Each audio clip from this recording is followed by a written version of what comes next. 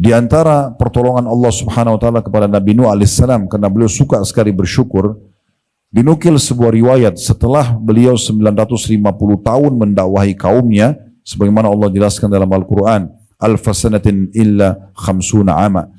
Nuh tinggal di kaumnya 1000 tahun kurang 50 tahun, 950 tahun.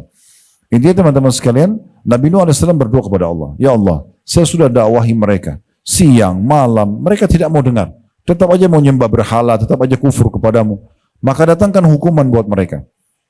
Akhirnya Allah Subhanahu wa taala mengirim Jibril dan menyampaikan kepada Nabi Nuh alaihissalam, sekarang buat kapal.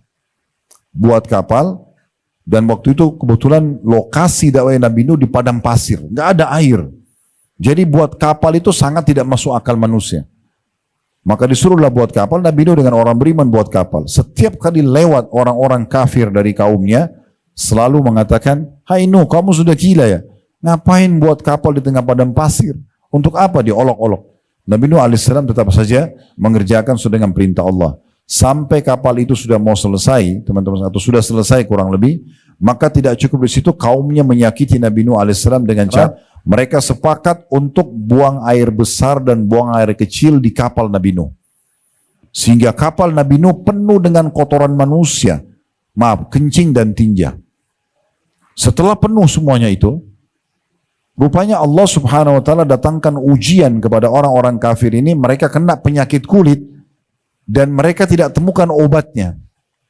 Mereka coba berobat sana sini nggak bisa. Sampai ada satu orang di antara mereka yang kebetulan badannya penuh dengan penyakit kulit itu, dia buang air di kapalnya Nabi Nuh. Maaf, ini kisahnya begitu, dia kepleset jatuh di kotoran manusia yang ada di situ, kotoran orang-orang kafir. Begitu dia keluar, sembuh penyakit kulitnya. Maka dia pun pulang kepada kaumnya heran. Karena orang ini adalah orang yang paling rusak kulitnya, kok bisa sembuh? Mereka tanya, kamu bagaimana bisa sembuh? Dia ceritakan, tadi saya kepleset di kapal yang ada kotoran kita. Waktu saya kena kotoran kita sembuh. Maka semua orang-orang kafir datang ke kapal Nabi Nuh membersihkan kotoran mereka sendiri. Sampai kepada cuilan kotoran terakhir mereka ambil, Allah mudahkan sehingga bersih untuk membersihkan penyakit mereka. Setelah kapal itu kembali bersih, sudah nggak ada lagi kotoran-kotoran, sudah nggak ada lagi baunya, barulah Allah SWT suruh Nabi Nuh dan orang beriman naik, lalu Allah datangkan banjir besar. Allah datangkan pertolongan bagi orang yang suka bersyukur dengan caranya. Dinukil sebuah kisah, seorang saleh dulu di wilayah Irak, kisah salafus saleh, kisah klasik. Zaman itu belum ada lampu penerangan kayak kita sekarang, sehingga orang mengandalkan bekerja di waktu pagi sampai maghrib. Nah biasa pasar-pasar pun semua sudah tutup di waktu malam, maghrib kayak kita gitu. Karena nggak ada penerangan. Orang ini kebetulan kerja harian, gaji harian. Setiap dia kerja ada pendapatan, dia beli makanan bawa pulang buat istri anak. Dia nggak punya simpanan sama sekali, keadaannya miskin. Tapi dia selalu bersyukur dengan keluarganya. Satu waktu dia pulang ke rumahnya, kemudian dia nggak dapat kerjaan hari itu, nggak ada income-nya. Istrinya tanya, sudah malam nih, ada makanan hari ini buat kami? Nggak ada. Saya sudah keliling-keliling, nggak dapat kerjaan hari ini. Lalu bagaimana? Saya sama anak-anak belum makan. Baik, saya istirahat sebentar, kata suaminya. Coba nanti sebentar saya keluar, baru saya cari. Mudah-mudahan Allah berikan kepada kita. Kita terus saja bersyukur. Setelah selesai dia istirahat sebentar, dia keluar. Dia pun tidak tahu harus kemana. Mau ngetuk rumah orang, orang sudah pada tidur malam. Dia cuma terfikir, terilhamkan di benaknya untuk datang ke masjid. Ada masjid di sekitar rumah dia. Dia pergi ke sana, zaman dulu tidak ada penerangan, jadi orang pakai obor. Dinyalain satu obor sama dia, kemudian dia sholat 2 rakaat setelah wudu. Lalu dia berdoa kepada Allah sambil mengeluh, ya, berkeluh kesah dengan Tuhannya, manja dengan Tuhannya, mohon merengek-rengek. Disebutkan dalam kisah ini, di malam itu raja yang sedang berkuasa di wilayah itu tiba-tiba gelisah, nggak bisa tidur. Dia mimpi melihat neraka, melihat kematian, dia ketakutan. Muslim.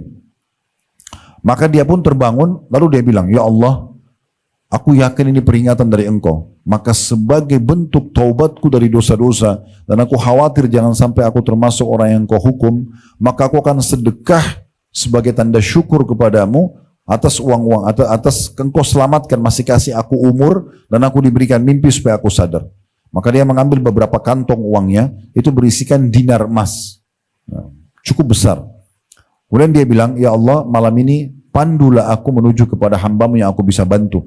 Karena malam begini siapa juga yang mau diberikan, orang sudah pada tidur semua. Maka dia naik kudanya, kemudian dia biarkan jalan kuda itu. Ternyata kuda ini dengan hikmah Allah mampir ke masjid yang ada tadi orang miskin itu. Kemudian dia turun, dia heran kenapa kuda ini berhenti di masjid itu. Kemudian dia turun, dia masuk ke dalam, dia temukan orang tadi lagi berdoa kepada Allah. Dan dia dengar keluh kesahnya. Seharian belum makan, dia butuh makanan, ya Allah tolonglah dan seterusnya. Maka yang terjadi teman-teman sekalian, pada saat itu si raja ini setelah orang miskin itu selesai berdoa, dia mengatakan, saya sudah mendengarkan doamu. Dan saya raja yang berkuasa di wilayah ini. Karena masa dulu tidak ada kamera, orang tidak tahu foto rajanya. Muka rajanya seperti apa. Dia bilang, saya raja yang berkuasa, saya ingin sekali bersedekah malam ini, maka saya akan berikan harta ini kepada kamu. Dan perlu kamu tahu, sebagai rasa syukur saya kepada Allah, karena saya bisa bersedekah, saya bisa diberikan rasa sadar untuk takut kepada Allah, sehingga saya segera tobat kepadanya. Setiap engkau butuh bantuan, silakan datang kepadaku. Maka orang miskin ini dengan akidah dan keyakinan yang sangat kuat, dia mengatakan, kalaupun saya ada hajat lagi setelah ini, saya tidak akan datang kepada anda. Tapi saya datang kepada Allah yang telah mengutus anda datang kepada saya. Syukur bisa mendatangkan raja kepada orang miskin ini, membawa bantuan itu kepadanya. Dan banyak sekali fenomena-fenomena seperti ini yang terjadi. Tinggal bagaimana kita menjadi hamba yang bisa bersyukur.